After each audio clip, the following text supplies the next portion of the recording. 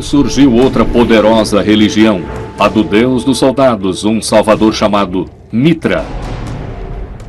A lenda de Mitra apresenta notáveis semelhanças com a história de Jesus. Ele nasceu de uma virgem no dia 25 de dezembro. Dividiu uma última refeição antes de ser chamado ao paraíso. Depois ressuscitou e voltou à terra como Filho de Deus. Por volta de 200 depois de Cristo, os seguidores de Mitra superaram em número os de Jesus de Nazaré. Se eu gostasse de apostas, provavelmente apostaria que o mitraísmo e não o cristianismo se tornaria a religião oficial do Império Romano. Essa religião era muito popular entre o exército romano, entre as legiões, e era muito popular entre os oficiais do Império Romano.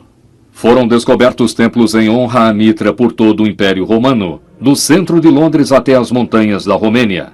Eles eram construídos no subsolo e seus tetos muitas vezes eram decorados para simbolizar o cosmos. Um afresco do deus dominava cada templo.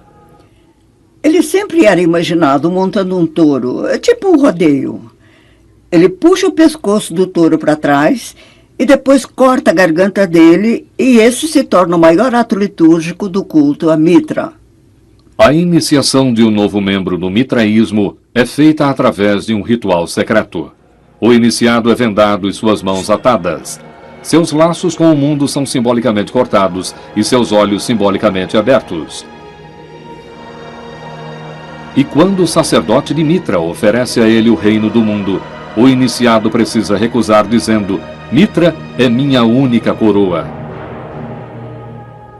O novo seguidor somente poderá tomar parte na refeição sacramental depois de sua iniciação.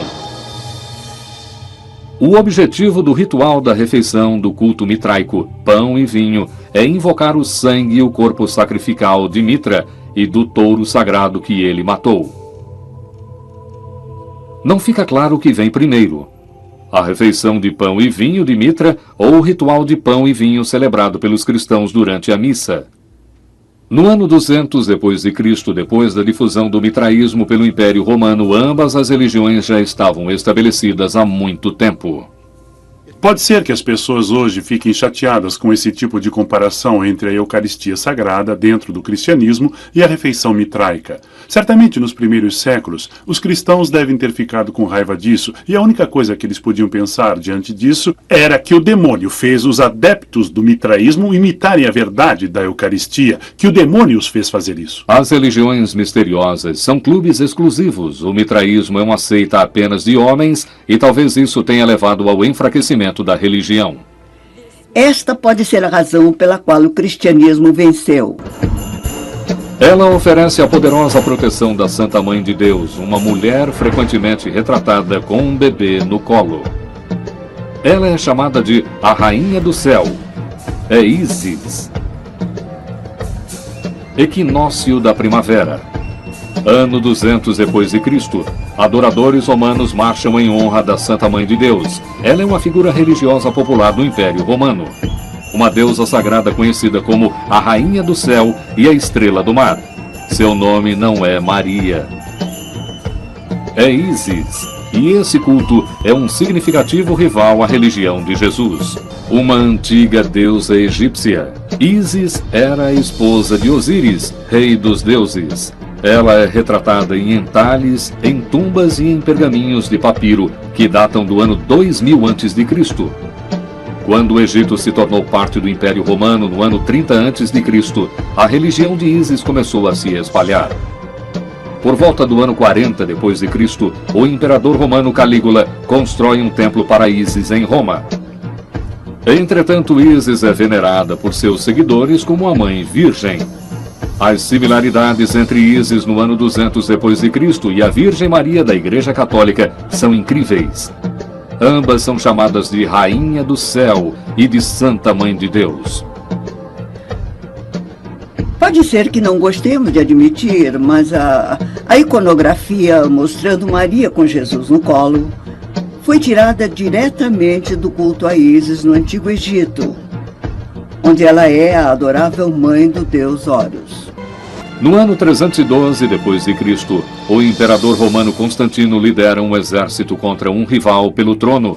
O que estava em risco? O futuro do Império Romano.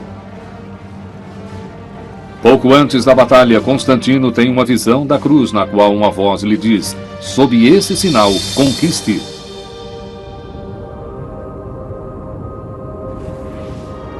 Constantino adota o cristianismo e derrota o inimigo. Ele começa a conquistar todas as religiões opostas e cultos rivais que ameaçam o cristianismo e o império. Todas as religiões foram reunidas em uma, porque ter uma igreja e uma só teologia significava manter o império unificado em uma época em que o império estava desmoronando. No concílio de Niceia, em 325 d.C., Constantino solidifica a igreja cristã e faz dela uma única hierarquia, com ele mesmo como líder. Constantino e seus bispos escolhidos a dedo irão determinar quais evangelhos são considerados sagrados e quais deverão ser proibidos. Constantino legaliza o cristianismo. O império que executou Jesus agora leva sua religião à mais extrema posição. O herdeiro de Constantino, o imperador Teodósio, torna o cristianismo mandatório. Ano 391 d.C. Teodósio proíbe todas as religiões não cristãs. Altares de Mitra, Ísis. Mas muitas das ideias e tradições dessas outras religiões foram moldadas no cristianismo. Sem dúvida, uma das razões para o sucesso do cristianismo é que essa religião foi capaz de trazer ideias de outras religiões, principalmente das religiões misteriosas dentro do cristianismo. Mais tarde, a procissão da Santa Mãe, a refeição sacrificial do pão e vinho, e até o aniversário de Mitra, no dia 25 de dezembro, foram absorvidos pela tradição cristã. Só há espaço para um dos ramos do cristianismo, uma interpretação de Jesus no mundo romano. A religião outrora proibida no império torna-se a religião abraçada pelo imperador. Os rivais de Jesus outrora tão poderosos agora estão perdidos ou esquecidos. E contra todas as expectativas, a religião do humilde carpinteiro de Jerusalém acabou crescendo e se tornando a maior religião que o mundo já conheceu.